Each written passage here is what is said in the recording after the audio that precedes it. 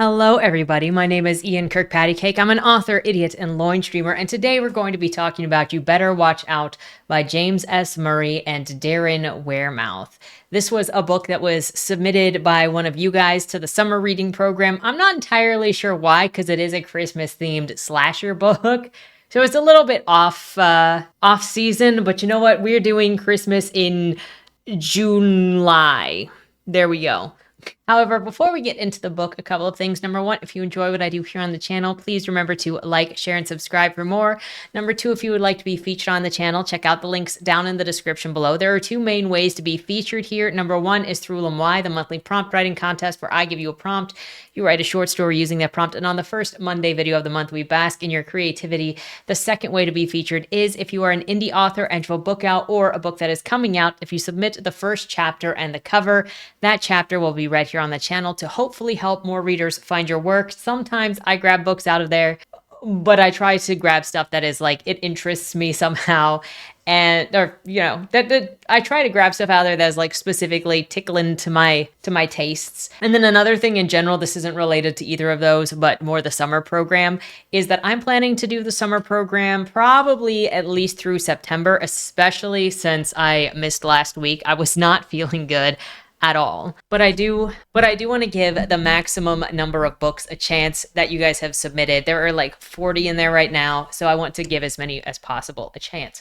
And then the third thing is, if you would like to check out any of my books, they're available at any of your favorite places to get books. If you're wondering who these beautiful people are here, they're from my forthcoming novel, what I'm currently working on right now.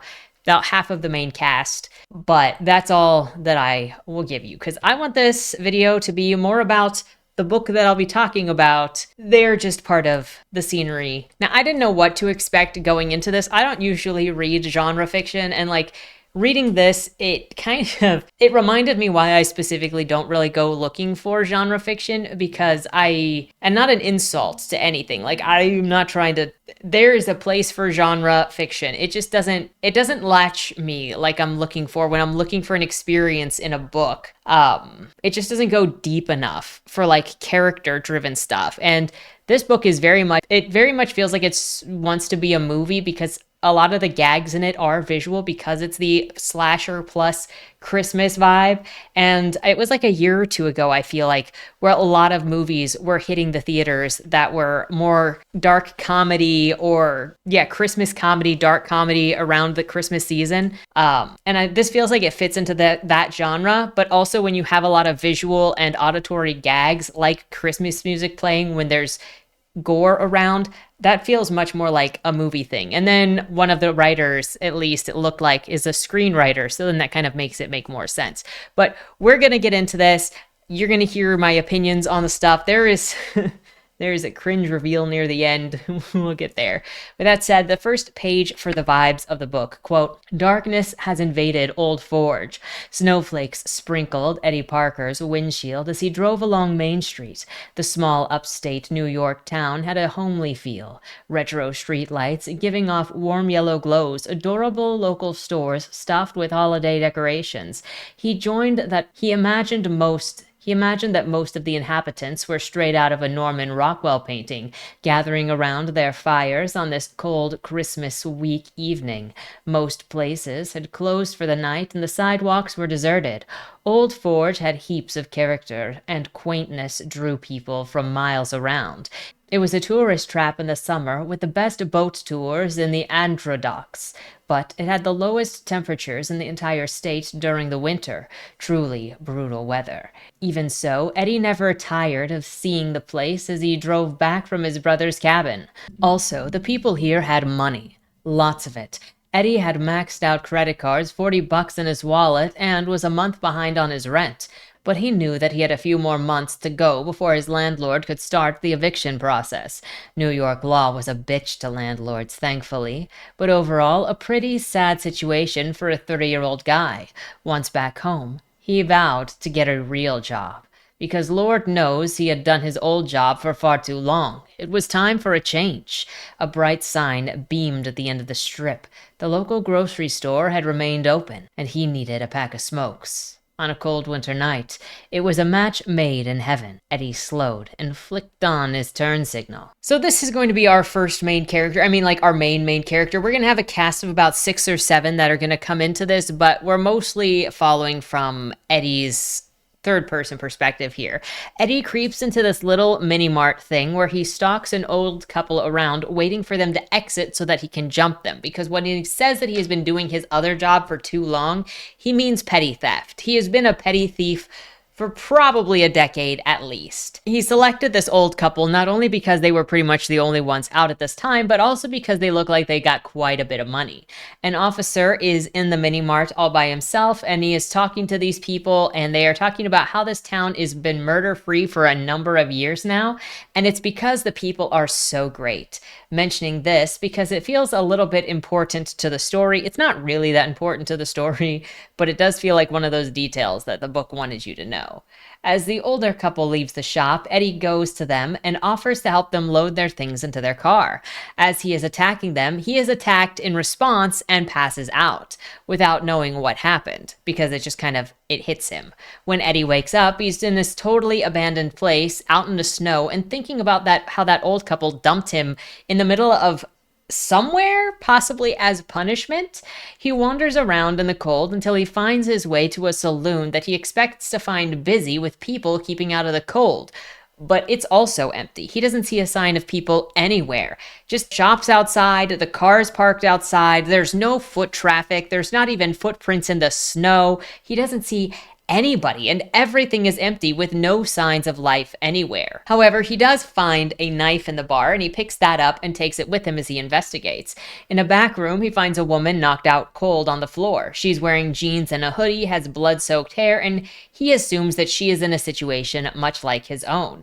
He hears something, and he spins around to see yet another woman. After they deal with each other's suspicions, kind of getting a feel for where they all came from, because that other woman also just woke up here and doesn't know who he is, thinks he's dangerous because he's got a knife. He explains himself. They kind of figure things out. The new woman who is awake, because we have 2 women now. We have the conscious woman and the unconscious woman on the floor.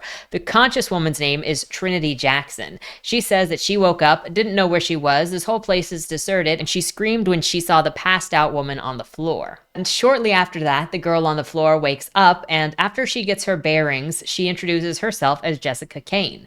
She too is in the same situation as the others. She just woke up here, doesn't know how she got here, and that's pretty much it. Trinity isn't helping by claiming Eddie is lying about where he is from. No one trusts each other, and they all doubt each other's stories, but they agree to look around to see what they can find, because what else are they going to do? When they get back to the bar, Eddie announces the record player was playing a different track, suggesting that somebody is around at this very moment that isn't one of the 3 of them and had been messing with the radio. They start looking around the bar, and Eddie finds a dollar bill marked 2019, but also a photo of the place in 1936, and where they are is an exact replica of the town in 1936. It is also just Old Forge, so it's the place that he was going through that he said there was big money here. Still, everyone is confused. They try the phone at the bar and find that it's an empty prop that doesn't have any service. They put on jackets and then they walk out into the snow looking for someone to flag down, hoping to get into a car and drive off for help. A blizzard outside makes it hard to see anything, but they still follow a light to a small single-story building that they see belonging to a cobbler based on the sign. They don't see anybody inside. The women push Eddie to break in because they want help, and they're hoping that since there's a light in there, they can find some help. Plus, there might be warmth in there since there is obviously power in there and there's not power in other places. And they don't want to die. They're like, nobody is going to be mad if we go in there for warmth because there's not anybody around anyway. As they try to get into the storefront actually collapses. And that's when they see this old couple that attacked Eddie. And they're with this large man holding a pipe. The group is aggressively approaching Eddie and the girls. Trinity shouts and they run while Jess says that they should stay together. Eddie ponies up to defend them from Mr. Pipe Guy, who is coming straight at them.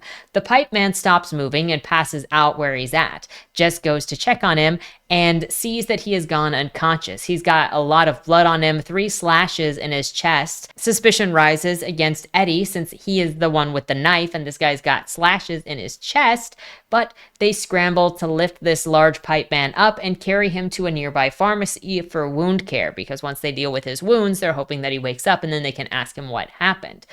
Once Jess is tending to him, he eventually regains consciousness and he says his name is Greg Fisher. He says that he was attacked by someone in the back, a needle in the neck, passed out, and then he woke up here. So a lot of the same MO as what the other people have faced. Whatever attacked him had also stabbed him in the stomach. They look at each other. Greg is explaining more when Jessica notices a camera in the ceiling that is very modern and not fake, which suggests that somebody is watching and that this place isn't exactly what it looks like. I mean, it obviously looks like a replica of some kind, and they did find the $29 bill, but they're not totally abandoned. There are cameras. That's it. The group decides that they need to keep looking for something because the pharmacy has no power and no heat, and they'll freeze if they stay there until morning. I can't imagine staying in a building with no power is worse than wandering around out in the cold hoping that you find something else, but that's still the plan. They do believe that they will find something else that will help them more than the pharmacy. They then come across a city hall, which is empty of everything again, and then follow this light that they see in the distance to a church. Inside of the church, there's a man in a tracksuit fighting with another man. When the group finally gets the attention of the 2 men fighting for their lives, the man in the black suit runs off, and the man in the tracksuit is frantic, saying that he was jumped by that other guy that ran off. Tracksuit Man introduces himself as Tank and says everything that he can remember about how he got there. It turns out he's a drug dealer who was knocked out while waiting for a buyer. So again, it's the same MO.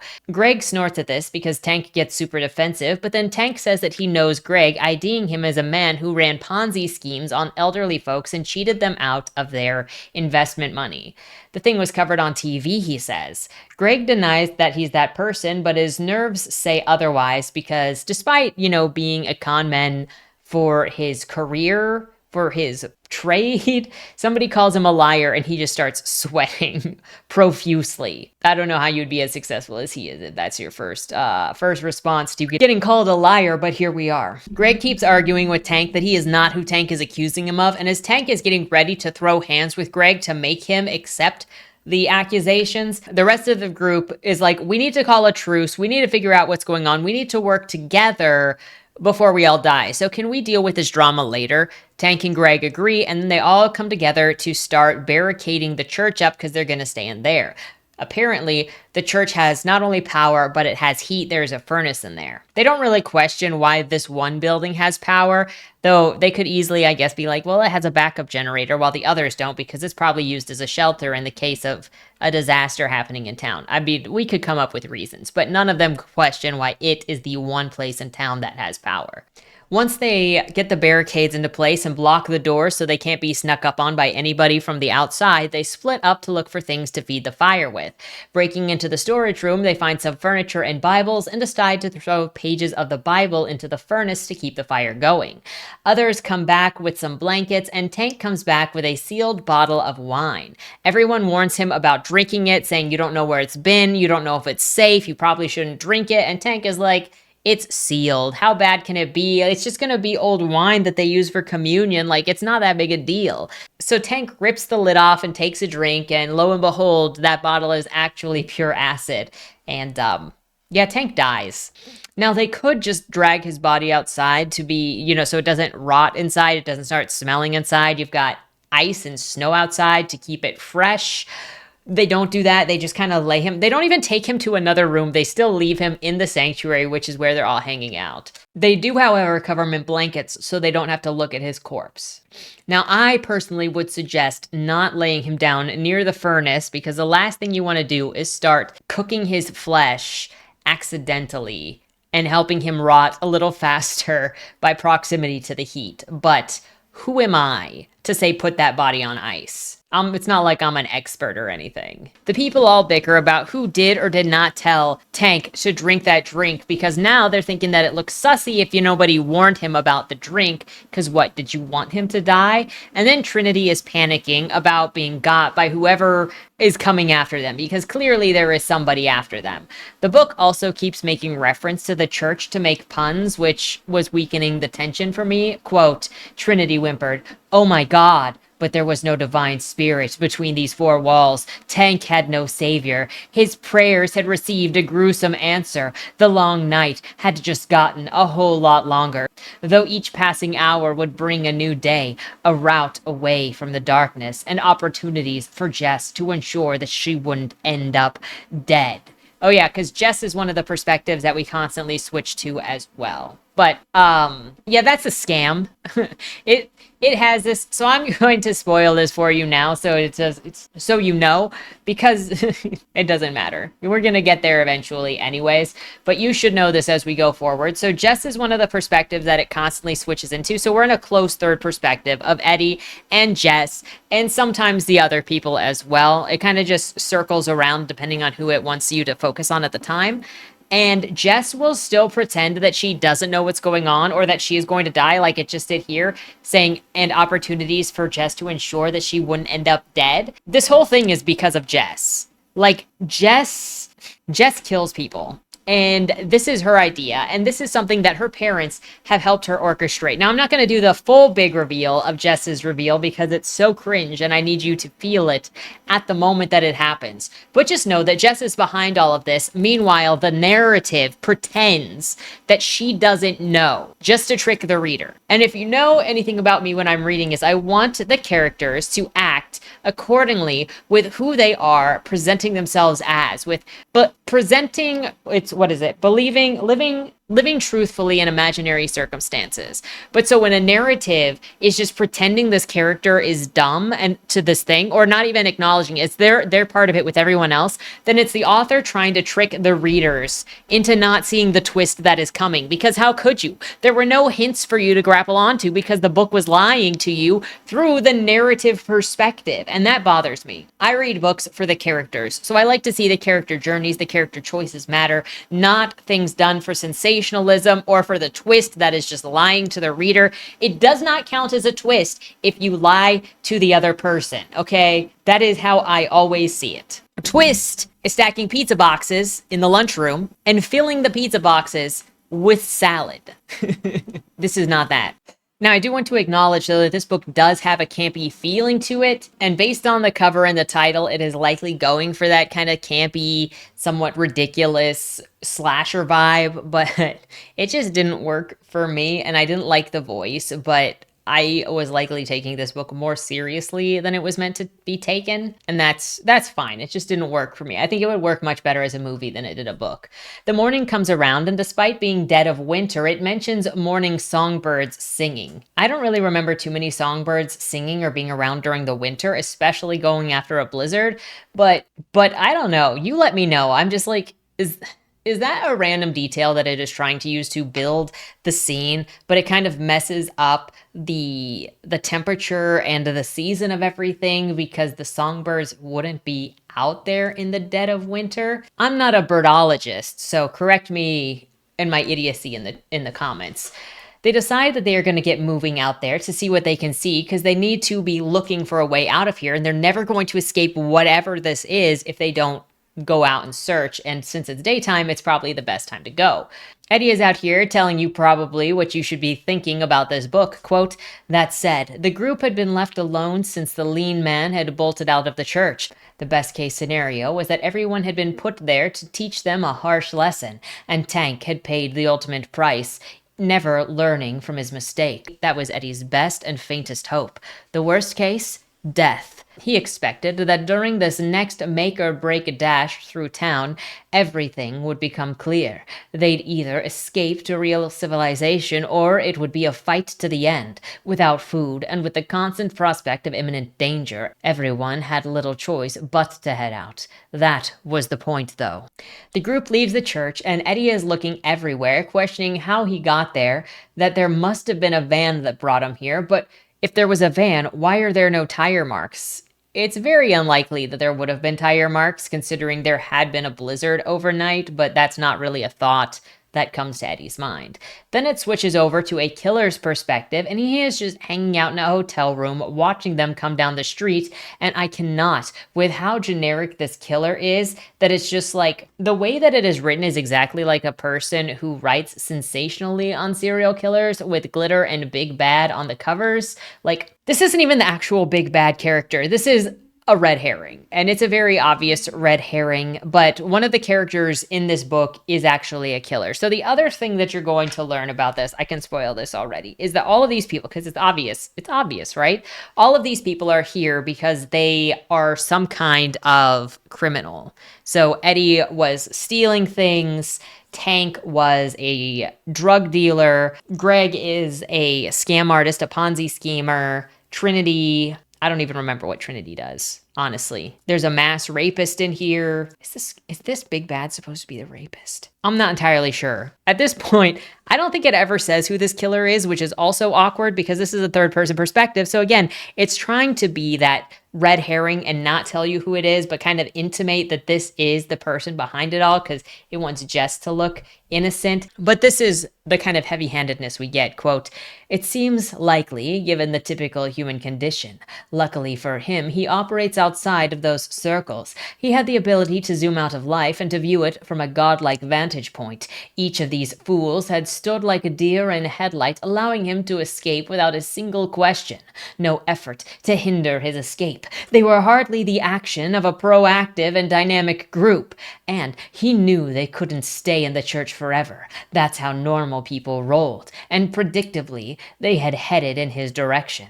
He frowned when it became apparent the fat guy in the tracksuit wasn't there. Maybe he'd been killed. It didn't matter. If so, someone had simply finished his job. The only shame in that was that he hadn't been able to witness the idiot's death. The group moved level with the inn, still oblivious to the hungry eyes that tracked their every move. They were nothing more than puppets on strings, allowing a greater force to dictate their every move. A bolt of sexual excitement shot through his body. His breathing became staccato, his lips pursed. Images of his last victim rushed to the front of his mind. How the teenage girl had screamed and fought against him, hammered her fists against his chest. How she'd put up a futile fight against his overwhelming strength and urge.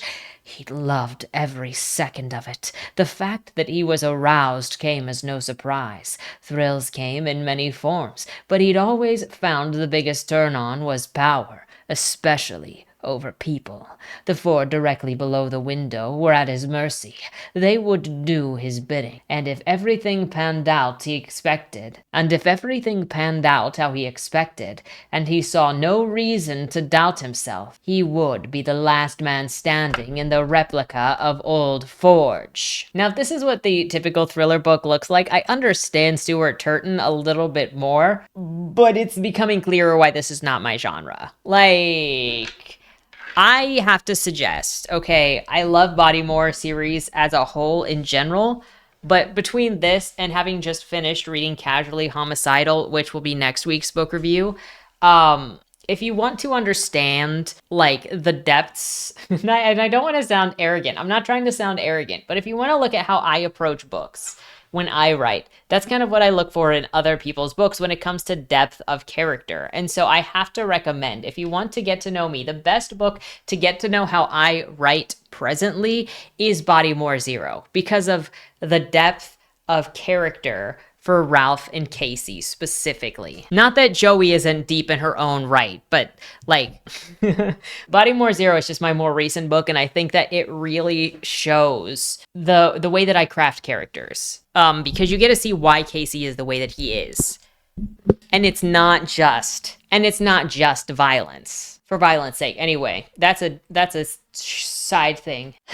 Continuing forward, Eddie is confused as to how they're even here. Their roads are getting lost in the trees, and there's no obvious way out of this place. Did anything even make it through they're questioning how anything even made it into the town in the first place to like build the town, considering there is no way for a car to fit anywhere. He's questioning trusting any of the people that he's with. The narrative thoroughly provides, quote, for a moment at least. He had lost the ability to trust anyone at that very long time ago due to tragic circumstances, and that had suited him well in life. This is giving me Writing Workshop 101 critique group, where every story with baddies has, well, they're not that bad because they have a tragic background, which justifies their actions, which takes us back to like the book review from last time, which is like, if you understand somebody, then you condone it. And then a lot of books that kind of do this, where they go, well, and there's a difference, okay? There is a difference between understanding why somebody did what they did and seeing how their thought processes work, and like excusing bad behavior because, oh, they've got a tragic background, they've got a mental illness, whatever, so we can just like hand wave that away. They argue more on point, quote, hey, here's an idea, Greg said. Let's use Google Street View. Stop being an ass, Eddie growled. Jess said it perfectly earlier. How did a merry-go-round get here if there are no ways to get in or out? If there are no ways to get in or out, and the tree line is hundreds of years old. I mean, the place can't just be an island in the middle of a remote forest, can it? Why not? If this place was built for some fucked up reason, they wouldn't exactly put it in plain view of a highway. I mean, how many people would it take to do that? Does it fucking matter? Greg shot back, and as annoying as the con man was, he had a fair point. Right now, the construction details of this town were irrelevant. Then again, so was pretty much everything that had come out of Greg's mouth. So I would just like to make a side point here that there are towns in Alaska that are surrounded by trees and only reachable by plane, and you can plenty do that, especially not only just flying in, but you get the clearing out by taking down some of those trees, and then you build the buildings out of the trees. So you don't need a road to a place to start building the place. Though I don't really give it to Eddie to need to be smart enough to think of that, but he can't really seem to think that you could have a place that doesn't have a road to it. They decide that they need to keep walking into the woods just to go as far as they can away from the town in one direction to see if they'll eventually hit something. They quickly run into a frozen dead man with a mangled face, destroyed with absolute violence to the point of not being recognized. They all get sick, argue about the plan, and agree with Eddie's plan to just walk in a straight line until they get too cold and then head back to the church to get warm again. I'd say that's still a pretty sketchy plan because, like, say that you walk for miles and miles until you start feeling cold and then you have to go all the way back. And are you going to make it back? Have you gone that cold? Jess thinks about how she is no stranger to violences in the woods, and she flashes back 6 years ago when she was 19 and leaving a college party with a generic internal monologue about how jocks are bro-ish douchebags and girls dressing in skimpy outfits for men's attention, and she wants to have none of it. She is different than all of them, and instead of just leaving out the front door and probably getting in the car in which she came, she's sneaking out the back door and then trying to sneak through the woods to exit the party. I fail to see why this was the decision that was made, especially if she gets lost in the woods at night. And for what reason would she have to go out the back door? Because if she's worried about like her reputation for leaving early, well, she already doesn't care because she's saying she doesn't care about all of these people and their fakeness. So why would she care if they judge her if she walks out the front door? Oh, that's right. This is all just set up so that she runs into the most jockiest jerk jock of them all, who is smoking pot and drinking and is so rich that he's gotten away with multiple sexual assaults. That is the only reason that she went into the woods. And now he is bugging her and hunting her down, literally saying that he is hunting her as she hides behind trees because he heard her. And he taunts her with, "You owe me some kind of special favors for trying to spy on me out here. Make it up by smoking my dick." And she gets away from him and hides behind a boulder while he pursues. Ultimately, she hits him super hard with a rock and then stands over him feeling exhilarated and goes, "I think it's fair to say that you had this coming, huh?" I think right there it's trying to intimate that she's got like some darker urges inside of her, but I also don't think that it's a good scenario to be like, there's something wrong with you in the moment that you are feeling exhilarated by taking down somebody who is openly talking about assaulting you in the woods and possibly killing you when he's done. Like, But this is probably the moment where her bloodlust turned on. I think that is what it gets at, but we don't really explore that side of things. Again, sensational flatness. So returning to modern times, she wants to like Eddie, and she does like him more than her would-be rapist in the woods. But then she's like, for him to be here, though, he must be harboring some kind of nasty, dark secret, though. Do not tell me that this is equating her fighting off her would-be rapist with a thief as being the exact same thing. Do not tell me that her dark secret, I know that it gave her this sadistic thing at the end, so these were my thought processes as I was going through, because this is what it is intimating, and so it's going to just like destroy her character later by saying she's addicted to serial killing. Yeah, that's it. That in those exact words.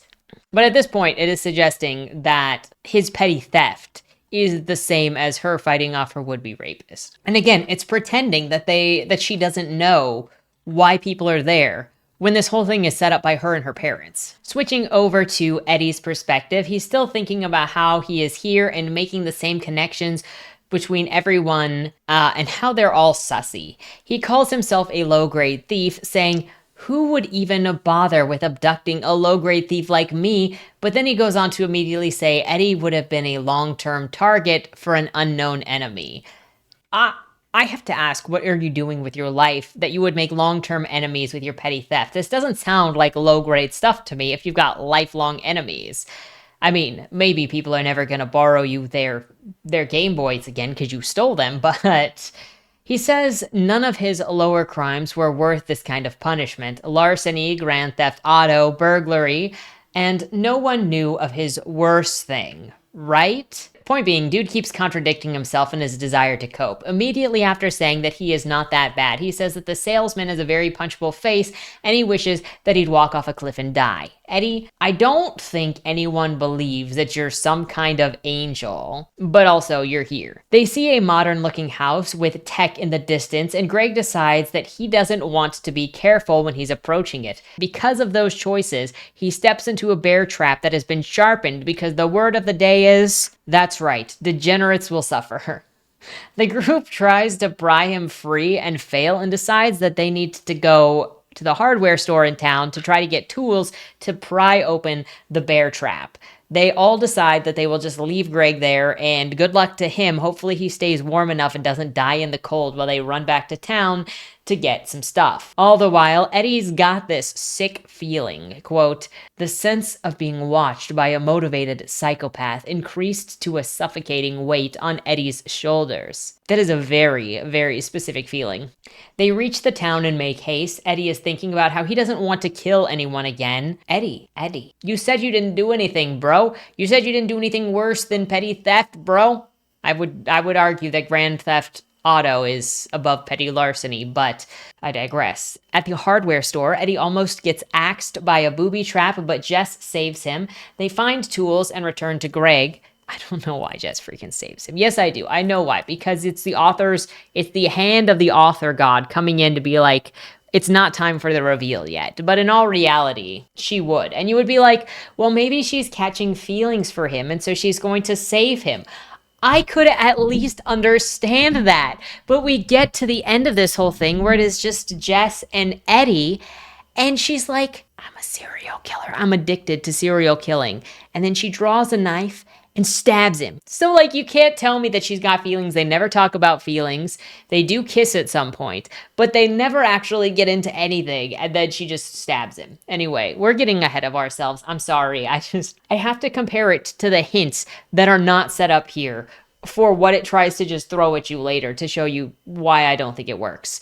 Greg's out here monologuing with just absolute hot, seething anger to keep himself awake as he bleeds and freezes. You know, seething with anger is a fair way, you know, to ignite that anger in your soul, to like heat from the inside. Great way to stay warm in the winter. I should know. Well, I said that because of Alaska, not because I'm an angry person. I should not know. I've never been that angry, actually. Quote, He shook his head in utter madness, astounded by the plan some sadistic asshole had executed against a few relatively innocent people. It had to have been one of his former clients who had forced him into this fate. He had no doubt in his mind. A bitter pensioner with nothing better to do than exact revenge on a man who had made a few wrong investments. Sure, Greg himself always came out financially on top while making sure to live modestly so as to not attract too much attention. He had the self-awareness to realize that those who had lost their savings had no desire to see him driving around in his cyber truck. He saved that vehicle for his countryside house. Yes, a bitter, bitter pensioner. Some old fuck. The fact was, he had never lost other people's money on purpose, but shit happens. Besides, most of those old fools had plenty in the bank. Big fat nest eggs for their entitled children and spoiled grandkids who would squander it within a year of their deaths. If some pissed-off former client was to blame for this mess, did Greg's actions warrant this kind of response? Not for a second. He swore that he survived this ordeal. He swore that if he survived this ordeal, he would have his revenge. He would bring down hell on whoever had put him through this. They would regret the day that they messed with Greg. You absolutely know that he is going to die because of how resentful he is at the time. Like, he is a heat source, not just for himself, but the creatures of the forest, just bring themselves in. They are attracted like a gravitational pull to the heat explosion of this nuclear anger. Lo and behold, shortly after he starts monologuing all of this internal anger, a grizzly bear pops up out of nowhere and attacks him. How we are having a grizzly bear attack in the middle of winter when they should be hibernating, I'm not entirely sure. I did Google this and it said that sometimes they wake up in winter to go eat if they're that hungry, but it just seemed really convenient that this happened, and that the laws of nature are just a joke to this author. So stopped in tracks was also found at this point. As you know, we have to stop in our tracks. Every time a book mentions stop in our tracks, guys, stop dead in tracks. STD, BTD, bibliographic transmitted diseases. We need dead in the tracks to stop. And the thing that I always think about with this phrase, and some of you, if you've heard me talk about this phrase before, other cliche phrases, is that the fact that stuff like that, or like perfect storm, or deer in the headlights, or any sort of cliche, think about it, are words that somebody else wrote. They're words somebody else put together. So when you use them in your story, especially a narrative, if we're not talking character voice or dialogue is different. But if you use them in your story, then you're basically removing yourself and inserting somebody else into your story, and your book actually feels less like you because now you're using somebody else's words in place of your own. So that's something to consider when you're writing, if you're writing, and if you're using other people's phrases or cliched phrases. You might not know where they came from, but that is somebody else's word. Like, it worked so well that it got popularized in common language, but that's still somebody else's words. Now the group reaches Greg again. He is still somehow slightly alive, so he got mauled by the bear, but just slightly mauled, just sweetly mauled. Didn't notice the bear prints in the snow apparently until they're staring down a 700-pound grizzly bear themselves, and Jess decides to throw pine cones at it. Instead of them getting mauled by the bear that was just pelted with pine cones, the bear decides that he doesn't want to pick this fight and just walks away. That was a choice. Once they're into safety again, they're all considering there aren't supposed to be grizzly bears in upstate New York, so where did this bear even come from? They decide to break into the house to see what's inside, and they find a wall of newspaper clippings talking about a DUI hit and run, and the suspect got away with it. This suspect was Trinity. She was tried for her DUI and the manslaughter that happened during the DUI, but she was released from a procedural technicality. In a panic, and Eddie assumes guilt, Trinity tears everything off of the walls and then runs out while Eddie is here judging everybody at being worse than him, who just pickpockets people.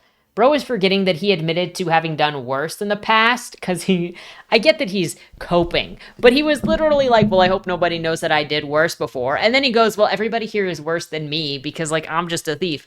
Do not say that you have done worse and then continually be like pretending that you didn't. We're not falling for it. Eddie argues with Trinity that she's bad and decides that if it comes down to the wire, if he has to choose between them, like if something bad happens, he is going to save himself and screw Jessica, screw Trinity, but especially screw Trinity. She's a child killer. I don't think he even needed to say that, because all of this time we pretty much figured that Eddie would not sacrifice himself for anybody else. He's been selfish. He's been given no reason to put others above himself in this situation when, yeah, they're all fighting for their lives, all some kind of criminal. Also, it's not just Eddie who is in here going after Trinity. You've got Jess also going, whoa, you're such a bad person, against her. And Trinity is like, would you lay off? We all done goofed or we wouldn't freaking be here. So stop acting like I'm the only guilty party here. Switch over to a killer's perspective, observing stuff, just to say how horny he is multiple times as he looks at Gore. He reiterates that he wants to crank it, but has work to do, and someone else had to decide the fates of all of these people. Returning to the group, Jess is ranting about Trinity now. Quote, Jess strode through the forest, moving fast in the lead to try to get some warmth into her body. The other reason for putting some distance between her and the remaining bunch was to avoid Trinity. She had been repulsed by the other woman's story behind her being here. The crime was reprehensible, and she got away with it, with murdering a child while drunk driving. Trinity's subsequent lack of ownership of her crime was intolerable. It made Jess's blood boil. The very essence of an ethical life was owning up to everything, the good and the bad. So many people are not honest with themselves about who they really are. Trinity would never find peace in denial, but that was her choice, and she would have to live with it, or perhaps die because of it. That is so dumb. That is extra dumb, because like this is making it sound like, hey, if you figured yourself out, if you changed your mind, if you reflected on the things that you did to people, then you could maybe get out of here alive, because that's what this is all about. But you get Eddie being like, I'm gonna go change a different life. I can change. I believe in my ability to change. I will change. And then Jess is like, I believe that you could change. You're so right that you would, but I'm sorry, it's too late for you. So it really doesn't matter, but she is talking like if you made a choice to be something different, you would escape. It's a lie. The whole thing is a lie. Quote, you looked at me like I was a piece of shit. Again, Jess thought, the selfish attitude. Despite the hole everyone had found themselves in, Trinity had an uncanny way of always belittling others and making everything about herself. But Jess had patience. She had needed it throughout her life for different battles of types of adversity. This was a massive test of her temperament. That kid wasn't my fault, Trinity continued. Besides, I barely drank that afternoon. And who lets their kids play outside alone anyways? Seriously, no one bothered to blame the mom for what? Shut up, Trinity, Jess snapped, cutting her off. She stopped and faced the other woman. You want to know what I think? Yeah. I think that you've never taken responsibility for any of the damage that you've caused in your life. I think you're selfish, narcissistic, reckless, and yes, a total piece of shit. Trinity stopped, stunned by the sudden bluntness. And I think you deserve to be here, Jess added as a final flourish. We all do, she added quietly under her breath, and she turned back ahead and continued her march through the forest, leaving Trinity behind to deal with the fallout. Jess internally kicked herself. She was pissed for losing her cool, but enough was enough. She couldn't contain her anger any longer. Whatever happens to Trinity, she's got it coming. Don't act like this isn't your choice, Jess. You set up these traps. You want bad things to happen. And even if they change their mind, you would not have let them go. You say as much later. We're on our way there. But like it's the fact that this is lying in the narrative to themselves when they know better, because later they straight up say they know better. So she's not even just delusional, because she doesn't lie to herself later after the reveal. It is literally just lying now to push the falsehood onto the reader until the reveal. The small group of them follow along the path looking for an escape when they come across an electric fence with a farmhouse on the other side. When they get over to the farmhouse, they find the old couple that had attacked Eddie. They say that they're not behind all of this, but Tell them that if they survive the night, in this area, then the gate will be open on Christmas and they can leave. However, it's going to be really cold tonight, so it's going to be a bit of a task.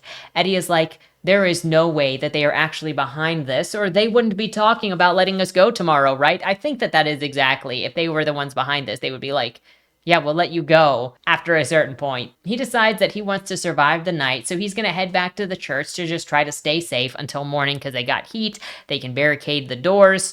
The girls follow, and meanwhile, as he travels, he thinks of his first time stealing. Quote, and for a second, the area gave him an odd sense of déjà vu, the strangest of recollections at the moment of immense danger. He remembered the first time that he had stolen something. As a 16-year-old in Fort Drum, he and his buddies had heard that old man Novisco kept a stash of booze in his remote cabin. They scoped the place out, concluded nobody was home, and smashed a window to get inside. The alcohol was non-existent, though they did manage to find a couple of porn mags with stuck-together pages and a flashlight. Not exactly the mother lode. But the teenagers had talked about it for weeks. He could imagine the rush, the unbeatable feeling of having taken something that didn't belong to him. The rush from taking.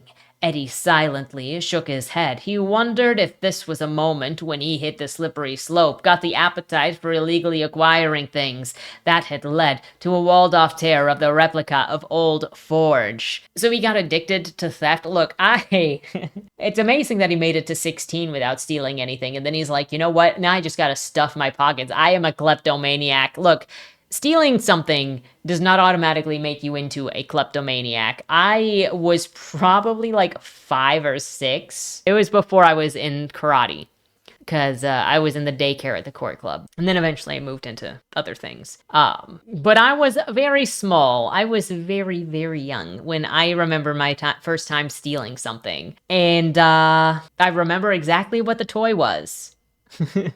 I remember how I got it out of the daycare center. There was not a rush to it, by the way. There was a lot of guilt. There was a lot of fear of being found out. And then I was found out after I had gotten it home. And since we went like 2 or 3 times a week, the next time we went, I had to give it back and apologize and say exactly what I did to the chaperones there. So like, that did not start my criminal career of kleptomania. It doesn't have to, but this makes it sound so ridiculous, which, yes, this is campy. So whatever, I can accept, I started this thing, but it would have been better if he was like 4 or 5 and he discovered his first thing instead of being like, I stole something for the first time at 16, it was alcohol, and then my criminality just started because of the rush that came with the theft.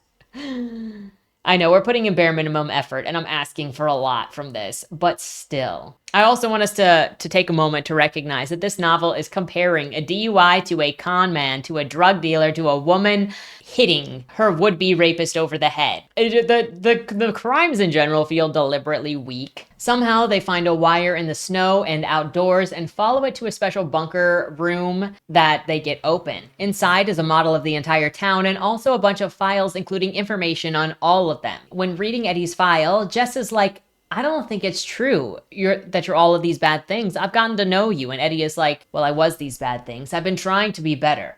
I have to believe that people can change because I want to be able to change. The torture town has been going on for 13 plus years, apparently, since 2010, and as they read files over time, they find names for everyone that is there now in 2014, one of which they never met, but is recognized as, quote, a serial rapist from Syracuse, murdered a few of his victims afterwards. He was thought to be on the run. Don't think that it'll be running much anymore, Eddie said, shaking his head. He has to be the guy whose skull was crushed in the forest. He must have run out of the church and been the first to get picked off. He deserved worse. Trust me, I think he raped 4 or 5 women total. 7, Jess said. I remember the case too. Well, good riddance then, Eddie said. I gotta be honest here. I don't quite see how my crimes are equal to this asshole's. You sure about that? Jess asked. I think that depends on your point of view, doesn't it? Eddie considered this for a moment. Yeah, I suppose it does. What an asinine statement to make. Rape is as bad as petty theft, depending on your perspective. Maybe if your view is that people are property, women are property, and so then rape is the destruction of property otherwise. Excuse me. Looking over the schematics of this kill town, they see records that built an access tunnel in 2017 and decide that they need to find that in order to escape. That's their big way out, possibly. And while they're trying to escape through the tunnels, Trinity gets caught in this cage that cuts off her fingers before feeding her into a fan and freezing her to death. So Trinity is gone. We're now down to Jess and Eddie. Jess and Eddie then head back to the bunker. Meanwhile, Killer Guy is still out there stalking them, now thinking about whether or not they have had sex, since horror and death are the perfect aphrodisiacs that just get everybody horny. That is not an admission of guilt. I'm saying he is super horny. So they must have gotten it on as well, right? Because he cannot be the only horny person in this murder town. He says that he is going to kill them both, but he's going to be the last man standing in this game, as he calls it. That doesn't turn into anything. I don't know what this guy is even referencing. I don't know if the authors decided to change what they were doing midway or not even midway, at the end. I don't know. Because what is this? It never is described where he gets this idea that he is in some kind of survival game. Anyways, dude is like, I'm going to kill them both. I'll kill the man first because I'm going to have fun with the chick, and then I'll kill her, because horny, fleshlight, moving, living fleshlight, it's whatever. Anyways, the bonding leads them to try food in the bunker. That is the bonding happening between Jess and Eddie, and they're eating food there because they don't believe that it's poisoned, because he doesn't believe that they were ever supposed to find this bunker. This bunker belongs to whoever is watching them. As they eat, Eddie thinks of one thing that he left out of telling Jess about himself. Upon further reflection, the thing that makes Eddie feel more bad than anything is when he escalated from the pettiest theft to armed robbery with his friend. And they actually robbed a man who was a family friend and had been there when Eddie's mom died. They not only robbed him, but the guy that Eddie was committing the crime with actually killed the family friend, and then they fled together. If he feels so bad about this, part of me wonders if he ever tried to turn himself in, or if he ever turned his friend in for what had happened there. He didn't even do the murder, but he was an accessory, he was a witness, and if he didn't turn in the other guy, then yeah, he's guilty of assisting. After shifting into flashbacks, he falls asleep with Jessica, wishing to dream of something better. We switch to the creeper who is sneaking around the forest. Honestly, his perspective has always just been heavy-handed, and he reads like a red herring. I mentioned that in his first part way forever ago for what is going on. He is also obviously just insane if he thinks that there is some kind of game going on. He is just thinking about how above normal humanity he is. Quote, "The man crept through the pitch black forest, barely containing his excitement. He considered himself the apex predator in this domain, remaining undiscovered in the wilderness, avoiding detection like a pro. Tonight, an icy wind brushed through the forest. Not that it mattered. Any climate or culture suited him well. He was a global chameleon, but a local's nightmare. He was too primed for the vast majority of humanity. Snow blasted through the forest. It induced a shiver. He found the current weather invigorating. Pain was pleasure. Snow fell between the trees, evoking memories of his youth. Banging, horniness. Back in the day, he would stalk animals in the forest behind his house in Montana and then jack off in the snow. No one would find his coom in the snow. Follow their prints with his old Cooey Model 64 rifle and a hunting knife. His biggest success had been a gray fox when he was 11 years old. An accurate shot had slowed it to a crawl, allowing him to walk alongside the animal, watching and waiting. Then, as a curious young man with a thirst for knowledge, he carried out an autopsy on the fox, executing precision cuts to inspect the organs. He ripped out a few teeth to create a necklace trophy. He tried to make a hat out of its pelt, though that didn't work. But he had graduated from animals a long time ago. They had been his training to meet his real desires. Having just finished freaking Casually Homicidal, this is from the same playbook that the character in that book. You'll know what I mean when I talk about that book next week. But this is from the same exact playbook where it's just like hunting, somehow leading to being animal torturers, which just because you hunt animals doesn't mean you torture animals. There are definitely some that do, but not all. But this is the pipeline of hunting animals, then autopsying animals, then making trophies of the animals, and then going, I graduated from animals to humans. And it is the same stupid playbook of looking at the early signs of serial killing that people have come to know through pop culture, which are not the only giveaways that somebody is going to kill, by the way. Those are just the sensationalized ones that people point at. But it's funny that they always do animal abuse and they never talk about bedwetting. I can't remember what the third one is at the moment. Don't at me for that. But it's ridiculous. It's the same exact character, and it is so annoying that it is just so bland. As the stalker dude over here is tailing after Jess and Eddie, he is also going, would he have to do the dirty work himself? As if he was just not like warming his rope to the idea of graduating from animals to humans. But now he's like, oh, am I going to need to do it myself? So does this hunter enjoy the hunt, or does he just like to jiggle his beans on the aftermath and also on the fantasizing about doing it, but not actually doing it? Now, as he's thinking about how he is going to release the beast all over Jessica, while he releases the beast on himself, he gets tased. A stranger steps over him and puts a noose around his neck. He passes out. He wakes up just to be threatened by the figure and passes out multiple times until he wakes up in the Christmas town. The guy obviously wanting to kill him, who nabbed him, isn't responding to any of this guy's pleas of, wait, stop, we're the same, I can help you, to which the figure ignores him and beats the guy up. I also don't think that threatening someone with, I am going to kill you, when they are obviously in the power position, is your best move at trying to convince them to let you go free, or give you another chance at something. Like, there's only one way to go from there, and it's not on your side. He is placed in the merry-go-round by the killer and tied there without an ability to get free. He doesn't think that Jess and Eddie will kill this guy and plans that when they let him go. Now, Killer Guy doesn't think that Jess and Eddie will kill this guy when he is set free, and so he plans to murder them when they come to rescue him. Now, by merry-go-round, it means a carousel, but personally, when it said merry-go-round to me, because it mentioned a merry-go-round in like a playground, I thought like the little round ones with the piping that you pull yourself that they have on playgrounds, not like a full-on carousel, but this is a carousel. Eddie and Jess eventually see the guy on the merry-go-round and want to help him. Jess because she's just good-hearted, and Eddie because he is guilty, thinking about the murder he participated in.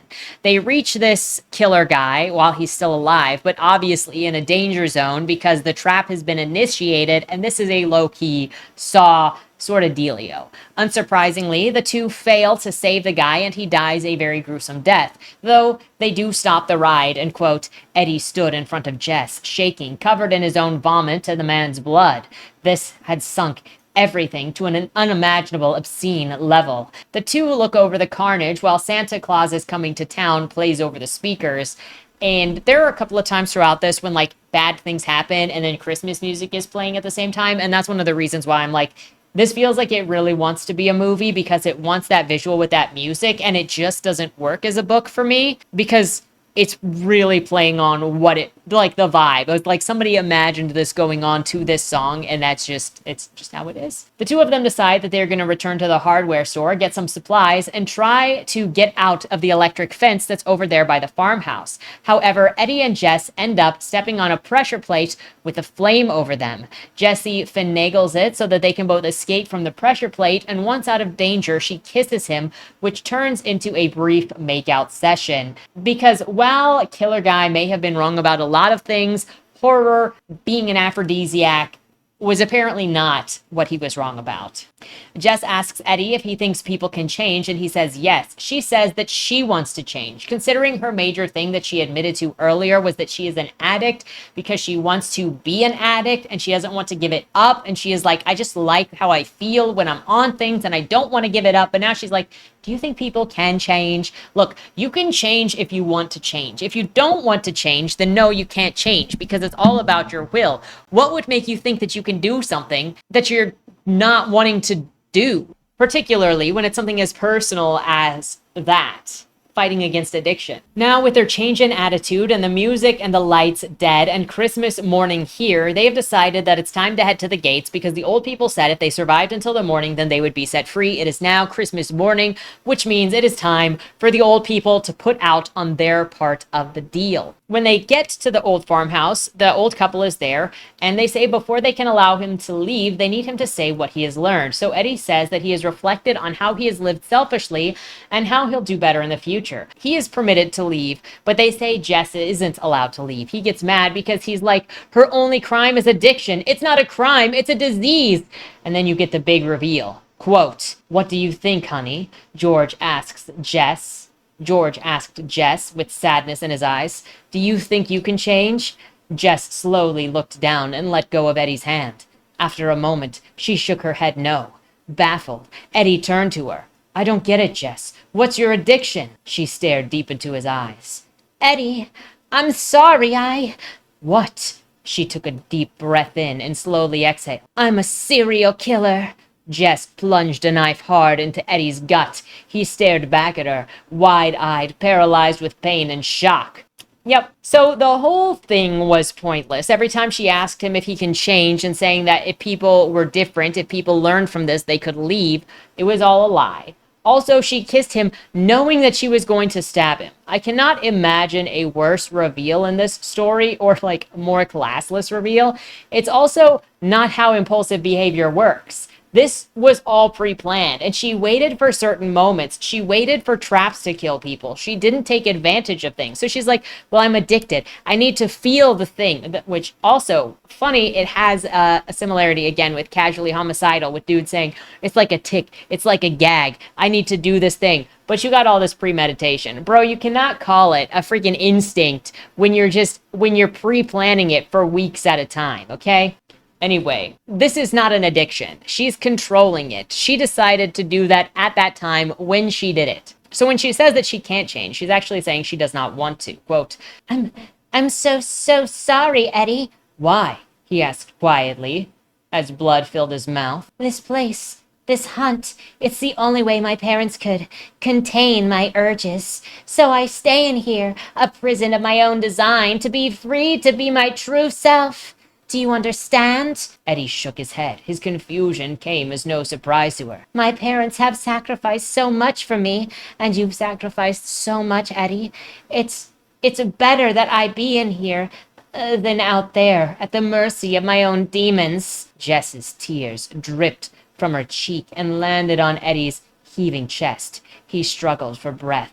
The knife had likely pierced one of his lungs. For what it's worth, Jess continued, I, too, believe you, that you would have changed if given the chance. Eddie's glassy-eyed stare cut deep. I wish I could say the same about myself, she said through her tears. The drama of it all. And really, the excuse to keep on killing. She's crying, but she didn't even have to do that. She could have been like, okay, you're free to go. And then she gets kept behind. Obviously, she hasn't stabbed her parents yet, so she's not that bad. She didn't have to stab Eddie because she waited for her opportune denouement moment. He apologized, a climactic moment, not denouement moment, sorry. She apologizes to her parents. They all hug, and then they all talk about how they believe that this is better than having to visit her in jail for killing a bunch of innocent people. Does this not count as the same thing? She's living in literally what she called a prison of her own making. They're still visiting her there. They're just watching her continually relapse and enabling her in her relapses, if you want to call this an addiction. Eddie eventually wakes up. Apparently, they just left his body there outside. They didn't check for a pulse. They didn't really actually recognize what a dead body looks like because they looked at him and were like, yeah, this is good enough. In fact, Jess actually said that she knew what it looked like when life left someone for how many times she had done it. And then clearly, immediately after, that's disproven by this being said. It really feels like this was written by a Harley Quinn fan, and that's who she is. Eddie makes a run for it, first slamming his leg into Jessica and then dipping into a nearby barn for cover. There, he sees a bunch of jewelry and personal belongings that had belonged to a bunch of the dead people that are now in this property. While attempting to fight for survival, he somehow is surprised that he doesn't want to loot the barn. Look at this guy out here, bragging about his Lootaholics Anonymous success story. Look, we can't all be like you, bro. We gotta thrift. Some of us gotta live that thrifting life. There's also an incinerator in here, in this barn, but Eddie is sure that there is enough evidence here and that there are going to be trophies on the property that if he can just go and get a cop, then they can solve this. They can rectify this, and these people can be brought to justice. He's able to stagger his way out through the barn into a nearby parking lot that is full of all of the abducted cars without ever running into his abductors again, and throws himself into an oncoming police cruiser. Yeah, so he got through this huge parking lot. After he got out of the barn, they knew that he was in the barn, and they didn't chase him at all. The cop stops and asks Eddie what's going on, what the frick he is doing, and Eddie is like bleeding out of his wound and begs for attention. The cop is like, look, we'll go and get some attention, but I need you to tell me what's going on. So if this isn't sus to you because the cop is not taking immediate emergency action on that guy, I think it's obvious the cop is in on what is going on, especially because this is the same cop that was talking to the old couple in the mini mart at the beginning of the book. And also because they're like, well, there have been no murders here in a couple of years. Yeah, they're all in on it. He repeats 3 times that he wants medical help before the cop lets him into the car. It's so wild to me that he even believes the cop is going to help him at this point. It's also wild to me that Jessica believed that he was dead when this guy has been running since he got up. So he was obviously not stabbed that bad. I mean, adrenaline, something, but he'd been doing all right. I just can't believe her being like, oh no, he definitely dead. How did you not check for a pulse? Everything he tells the cop about being kidnapped, he's called a bullshitter because the family has lived here forever and they's good people, man. Then the cop finally agrees to take Eddie for medical treatment, but he says that they're going to stop by the house first to get this stuff kind of cleared up because got a sketchy story, son. The cop then threatens Eddie when they get there. He's the sheriff from the opening of the book, bragging about the crimes being kept down. He calls Eddie a stain on the community and that his time has been coming for a long while. Eddie is walked back into the compound, gun pointed at him, and he is left there with Jess and her bloody knife. She says that she is sorry and then gives him a head start before she goes on the hunt to get him again, this time to kill him for real. And the epilogue, it exists to just praise how amazing Jess is as the FBI approaches the psychology professor to help investigate Old Forge for these disappearances of these people. And it says, quote, Maria looked at the FBI agent with an intensity in her eyes. This is the work of a serial killer, quite possibly the most prolific serial killer in American history, who has masterfully evaded detection for more than a decade. And worse, for us, one who has clearly no intentions of stopping. Then they intend to investigate, and that is the end of the book. The most prolific, really. This is the most prolific in Christmastown in the United States with Christmastown. Okay. So genre or audience, it's adult thriller, Christmas themed in a Home Alone kind of way where it's ridiculous, it's campy, it's violent. What I think is missing is a touch of Naked and Afraid in this book. Imagine, if you will, this same book and setting, but they are all butt naked, and how they would manage their actions because of frostbite and zero protection against the elements. Yes, Naked and Afraid would elevate this. Not joking. Hook. At the end of the first 50 pages, what we have is a growing cast of characters: Trinity, Eddie, Jessica, Tank, and Greg, who we don't know where they are in this abandoned copy of a familiar town from the past, who don't know where they are or why they are here in this abandoned copy of a town in the past, and that at least 3 have obvious criminal backgrounds, Eddie being a thief, Tank being a drug dealer, and Greg being a scam artist. That would suggest that the women also have something shady going on, in which we eventually found out that they did. We don't know who is behind any of this, but it is set around Christmas time, and the circumstances give it a feeling of a Christmas Carol, and also the emptiness and fakeness of the town, plus the fact that they've committed crimes gives it a sense of purgatory or reflection, though obviously if you follow the story and you see the elements throughout it, it is not like that at all. It might be a reference to those things, but it is kind of a silly reference to make, since it really doesn't seem like reflection or purgatory mean anything in this story, because there's no escape even if you decide to change. And then I thought I might be just likening this to Hell or High Water, because that was such a recent read and it had a similar vibe to it. But you can definitely say that there is intrigue and question in where they are, who brought them here, and why they brought them here, and if there is an escape for them. I personally didn't care about any of the characters. They were all scummy. They all came off immediately scummy, and none of them were interesting enough for me to want to be like, okay, let's see if you exist. And that's just a personal thing. Like, because I don't care about gore. I don't care about violence. I don't want to see people suffer. I don't like to see suffering. And so slashers like this don't do anything for me. They're not interesting to me. And they're just really misanthropic. And then they're also just garbage because of the freaking reveal of the murder. But it's, where else do I go with that? Language/writing. It is straightforward and does what it needs to do, especially for the genre. It doesn't take much time or care to get into descriptive, playful, or artistic writing, as the point of the story is more the movement and the mystery, and the focus is completely on that. Though at times the writing can come off clumsy, repeating descriptions near each other, but it is what it is. Quote, there was something primal and bone-chilling about the attack. It stank of rage and insanity. The man had probably been dead well before the full extent of the damage had been inflicted. Repeated heavy blows to the lifeless corpse had to be the work of a psychopath. And then there is straight-up telling and repetition. Quote, then ignore the body. But we're going deeper into the forest. If we find nothing, we double back to the church for warmth and regroup. Is that our best play? Jess whispered before the other two arrived. Look, the last thing I want to do is go back to town, but freezing to death in the woods sounds worse. Let's cross that bridge when we come to it. We press on into the forest a bit further and only turn back when we absolutely must. Trinity and Greg slowly headed over to the large spruce, though both avoided checking out the corpse. Everyone moved several yards deeper into the forest, then stopped to face each other in a small clearing. That's two dead, Craig said between shivering breaths. Who knows how many more have been killed? So what's your grand plan, Eddie?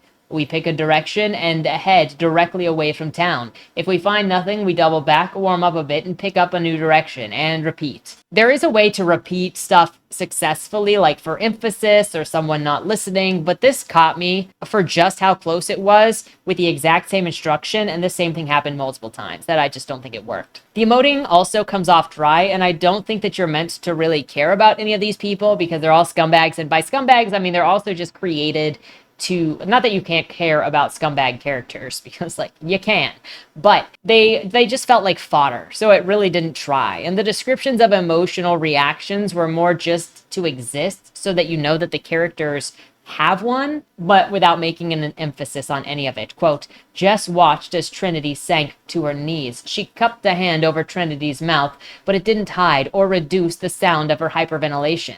Eddie moved across and wrapped a comforting arm around Trinity. They both looked more terrified than when Jess had first seen them in the saloon's kitchen.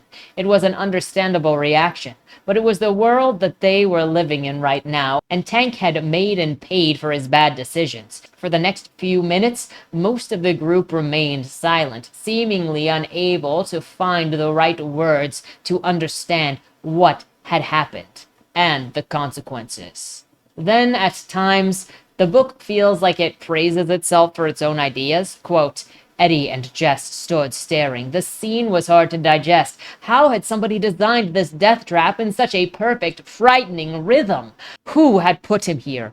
And were they watching? Descriptions. Like I said, with the writing, utilitarian, objects and settings, decorations will all appear out of nowhere when convenient, like the random mention of the merry-go-round somehow appeared without a road carrying it in. For characters, there was no character exploration here. There was an opportunity to explore different types of characters, especially as you kill them off, but there was none. And then the cop-out with the serial killing after earlier mentioning she's thinking of the woods where she was almost raped. And then she attacked this guy, and then she smiled. I'm assuming that was an implication that she decided she liked violence, but like, no, because they've been doing this for 13 years, and that happened 6 years ago, when she was 16. So, wait, this town has been in operation for 14 years, because it's 2014. She was not in this town 6 years ago, because she was at a college party when she was 19. So then we got to take 4 more years off of that to get to 10 years. So she's 15. And then 4 more years off that, she's 11. She has been murdering adults since she was 11, murdering criminals. She's had her desire for blood, her addiction to murder since she was 11. I don't believe it. Stuff is not adding up in here. And what the frick was the thing with the, I'm gonna live this survival game? I think that the twist at the ending came out of nowhere, and they just didn't change the story. The authors didn't change the story, because I don't see how it fits into anything. Plot, none of them were smart. They were just roles to fill the story to be fed into the fodder of the attacks. Stereotypes without depth. as I think the concept in this is the sale point, the Home Alone Saw at Christmas time. I think that is the high concept that is being sold, nothing else. Overall, to me, this book is just a very straightforward holiday themed murder slaughterhouse thing, slasher. Holiday themed slasher. It is exactly what it says it is. It does exactly what it says it's doing, and there really aren't any surprises in this. It's just a book that you don't have to pay attention to when you're reading, because it'll explain everything multiple times anyway. And so it's just like an action movie that you would put on the background when you're doing a chore. All of the praise that I saw on Goodreads was about how gruesome it was, and that's why people enjoyed it. If you watched the last book review that I did, then you know that being gross or gruesome, shocking, gratuitous, or sensationalist for the sake of it is not something that I enjoy, and is actually something that I criticize. So it's not something that I would pick up. I like things in a story to matter, for characters and choices to be examined, not just to exist for the purpose of being gross. And I know that splatterpunk obviously has its, I know that there is an audience for this, as there's an audience for splatterpunk. There's an audience for literally everything that exists. I'm just not the audience for this. Quite frankly, though, for me, every author on social media tends to go and brag about the gratuitous sex and murder in their books as if that is somehow edgy and special, when I personally don't think that it is. Then this is from, Bodymore is all sorts of emo on it, but I'm not going to brag about the murder in that. I think the beauty in those books is the character work. But I think people that enjoy this would absolutely not enjoy Bodymore, because Bodymore is not about the murder. And I think that is the thing that upsets most people that read it, is that it is not an action-packed book. Anyway, this book obviously, to me, wanted to be a movie, especially from the lack of descriptions and the aesthetic going on with it. What it needed to do for me was to be impactful. But I get that's asking for a lot from a Christmas slasher. So I just wasn't the intended audience for this, and I'm kind of curious who submitted it and why, because it doesn't feel like anything that I would really enjoy or pick up pretty much ever. With that said, let me know what your thoughts are down in the comments below. Have you read this book? Will you read this book? Have you heard of these authors before? Looking forward to the conversations. Thank you for reading with me. Well, thank you for sitting through this with me. Have a great weekend, and don't die. To my children, Tommy, Ike, and Annabelle, if you forget everything else I ever said in the lifetime we shared together, I need you to remember 3 things. 1. Minimize violence done to and by women. As givers of life, it's against their nature, God's design, to do harm, and every act of violence done to them is meant to break their souls, turning what should be a giver of hope into a black widow. A woman who destroys the life and the mercy of her care for no other reason but the corruption of her own self. It is only when you come across these kinds of women that you should put them down, for they are no better than the men who tarnished them. However, take no glee in what must be done. Finding any life so far gone, a black hole is where someone's heart should be, leaves only one solution: the mercy of death, and it's a tragedy when it happens. Make no mistake, a woman's love is the most powerful thing on this earth. It can start wars, end them, and change the devil himself into someone God sees worthy of giving a second chance. She don't owe this love to anyone, but she do carry it around with her so long as she's living. That is why the devil will do everything he can to pervert women's nature and destroy their innocence. Of every crime you can commit during your lifetime, be it out of daring or necessity, for every defiance you may act out against God, government, or man, avoid harming the innocent. For the day that we become bloodthirsty beasts where love don't exist anymore is the day hell on earth has come. And as bad as it may seem at times nowadays, we ain't there yet. 2. Everything you do in your life will create consequences, both seen and unseen, extending further than you can imagine. Nothing you do exists solely within your arm's reach. Think about every decision you make, every action you take, because you won't know how long your choices will stalk you, be them destructions or blessings, rumors or history been made. The truth of the matter is, your life will be controlled not by the truth of what you've done, but by the way others carry on about you. And the thoughts of others are more real in the long term than what you know to be true. It won't stop affecting you just because it ain't real, and no matter the life you've lived, most men can't outrun what's written in them in ink. It ain't hopeless though. Be firm in knowing who you are outside of the noise, and live beyond the means of the news of the day. 3. There ain't anything stronger than a family you build for yourself. What you put together is worth fighting for. Protect your loved ones with your life, and they'll give theirs in return. Family ain't defined by blood, understand that. And for as strong as the bonds of your family are, know that you'll find just as much passion in the people who hate you. While you'll risk your life for those you care about, those who find your existence to be an insult to theirs will risk themselves to put an end to their affliction. As cruel as it may seem, a man who hates you will stop at nothing until one of you is dead. It's a mistake to believe anything different. Don't let you be the ones taken from, be it by outlaw lawmen or by someone in between. The only one who'll be looking out for you is you and your kin. Maybe there's another way to be, but in all my years I've seen the worst of man, I ain't found another way around man's desire to conquer against all else. There ain't a changing of that mind, and sometimes I believe there ain't the ability for man to change at all, least of all through lead or legislation. I ain't claiming to be right about nothing.